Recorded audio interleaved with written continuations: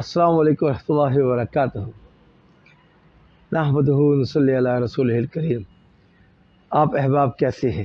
اللہ عز و جل سے پوری امید ہے انشاءاللہ اپنے ایمان کی حفاظت کے لیے تقدو اور قربانیاں دے رہے ہوں گے۔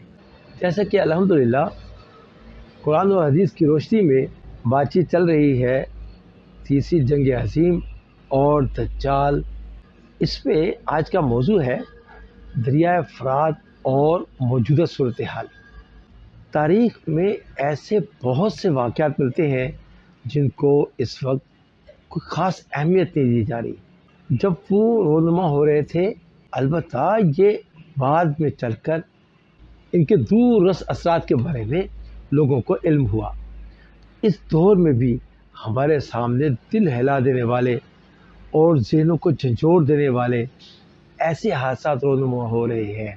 زمانہ تو قیامت کی چال چل رہا ہے، واقعات چیخ چیخ کر دعوت دے رہے ہیں، لیکن حقیقت کی صحراؤں میں بھٹکنے والے نامعلوم کب تک بھٹکتے رہیں گے۔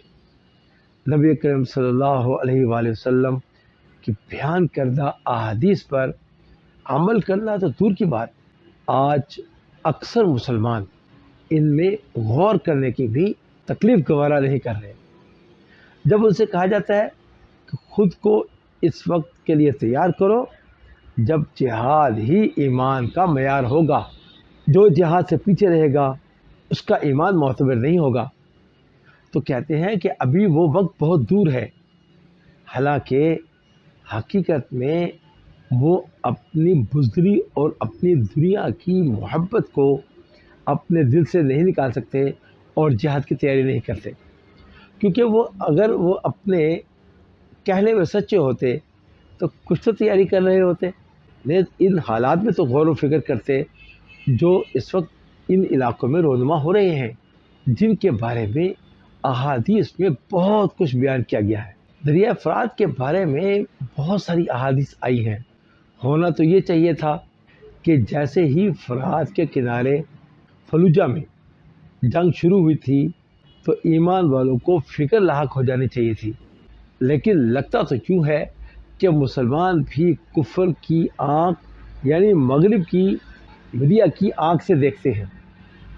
فرات کے کنارے فلوجہ میں گھمسان کی جنگ بھی لڑی گئی ہے اور مشرق سے کالے جھنڈے والے بھی وہاں لڑ رہے ہیں، اور اگرچہ ہم یہ دعویٰ نہیں کرتے کہ یہ وہی لشکر ہے جس کا ذکر پہلے والی حدیث میں آیا ہے، ہو سکتا ہے حدیث والا لشکر بعد میں پہنچے، البتہ جو دو باتیں بیان کی گئی ہیں وہ تو ساری دنیا جانتی ہے کہ حقیقت ہے۔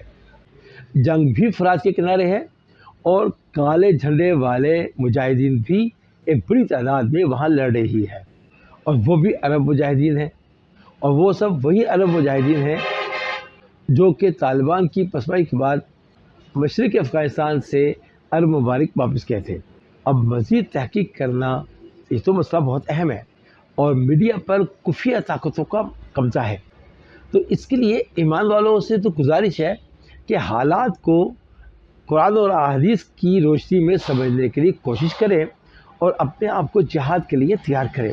اگر دل میں ایمان ہے اور ایمان ہی کی حالت میں اللہ سبحانہ و تعالیٰ سے ملنا چاہتے ہیں تو یہ حقیقت ذہن نشین ہونی چاہیے کہ حضرت مہدی آ کر کفار سے قتال کریں گے، تو اس وقت تربیت کا موقع نہیں ملے گا، وہی ان کے ساتھ جا پائے گا جو پہلے سے جہاد کی تیاری کیے ہوئے ہوگا۔ تو ابھی وقت ہے بیدار ہونے کا، ورنہ ایسا نہ ہو کہ نامعلوم منزلوں کی جانب ہمارا سفر جاری رہے، جب وقت آئے تو قافلہ چھوٹ چکا ہو تو بہت بڑا نقصان سر پہ آئے گا۔ تو اس کی تیاری کے لیے آپ کو، مجھے اور ہم سب کو توجہ دینی ہے کہ ہم اپنے اس دور کے اعتبار سے اپنے ایمان کو بچانے کے لیے ہم کیا کیا کر سکتے ہیں، اور ایمان کی نزاکت، ایمان کی اہمیت، اس کے لیے ہمیں بہت زیادہ محنت کی ضرورت ہے۔ انشاءاللہ اس ترتیب سے ویڈیوز جاری رہیں گی اور قرآن و حدیث میں واقعات سامنے آتے رہیں گے۔ اللہ آپ کو جزائے خیر دے۔ ویڈیوز کو خود بھی دیکھیں اور دوسروں تک بھی شیئر کریں، لائک کریں، اپنے کمنٹس کریں، اور دنیا میں پھیلائیں، بات لوگوں تک پہنچائیں۔ انشاءاللہ جیسے جیسے لوگ اس کو سنیں گے، دیکھیں گے، عمل کریں گے، ان کے ایمان میں جتنی طاقت پیدا ہوگی اس میں یقین آپ کا ہمارا بھی حصہ ہوگا۔ اللہ آپ کو جزائے خیر دے۔